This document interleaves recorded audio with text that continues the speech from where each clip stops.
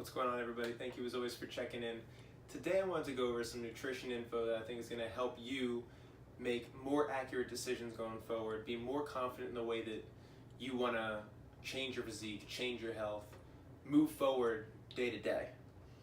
And today I wanted to go over exactly why I think you, I, and everybody else, at least for a little while, should be tracking their calories and macros. The reason for this is that we want the most scientific approach possible when it comes to myself, this fitness industry, and the clientele that we work with, the people that we work with. And science asks for data, as much of it as we can get. So when someone comes to me and they say, hey, I want to work on nutrition, I think I need to eat more, or I think I need to eat less, or I want to lose weight, I want to work on nutrition, how much should I be eating? What should I have for breakfast? My first question, 9 times out of 10, is how much you're eating now.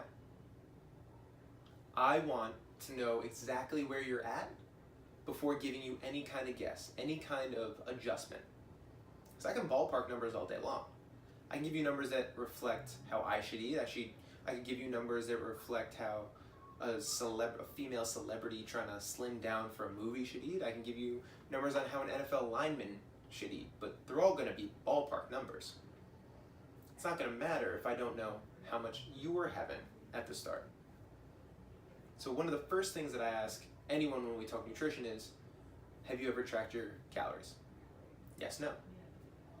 Great. If you did, when was the last time you did it? What are those numbers like? If not, could you track for the next 2 weeks before I answer that for you? It's as simple as that, really.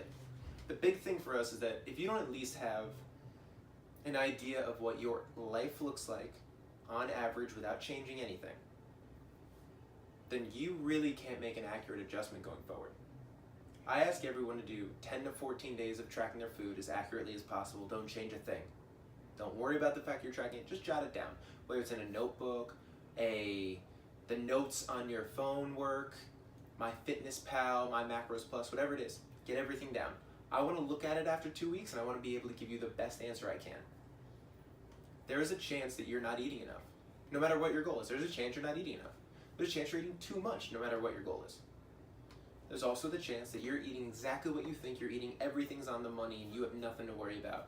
And if you take 2 weeks of doing tedious food tracking, and you find out, damn, this is exactly where I need to be, then you didn't lose any time. It's like getting a high five at the end of the 2 weeks, right? Way to go, you got it. It's exactly where you need to be.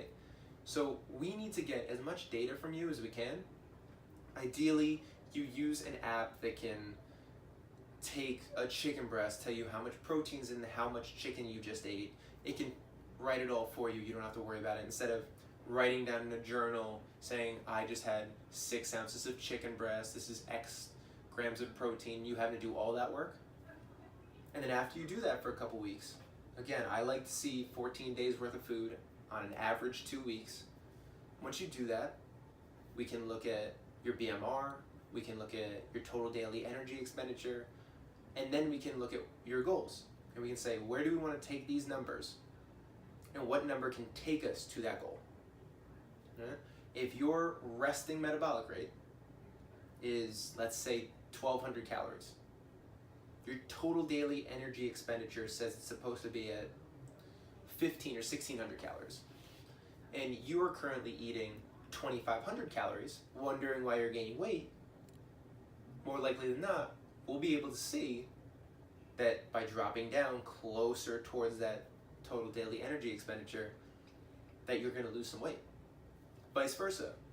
If those numbers remain the same, if your resting metabolic rate is 1,200, your total daily energy expenditure is 1,600, and you're eating 800 calories a day and you didn't even realize it, and you want to lose weight, unfortunately we have some metabolism changes that are going to have to happen.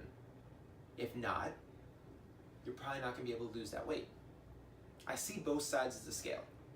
And the first thing I always need to see is that number that you are coming up with. That number that you have each and every week, on average, every month, whatever the big number turns out to be, whatever that average calorie intake is, I need to be able to see it before we change it. And that's why it's so important. Because to succeed, you need data. For accurate results, we need data. So it's super important to me that all of you get a grasp on what you're eating. And the best way, the most accurate way for me to see that is for you to track your food. Give it 2 weeks. And I challenge you, if you watch this whole video, to give it 2 weeks. Come back to me, either drop in the comments, hit me up on Instagram, let me know what that number turned out to be, let me know if you want help, let me know if this video was helpful at all, okay? Again, drop it in the comments or find me on Instagram at JCodeFit, and I'll talk to you all very soon.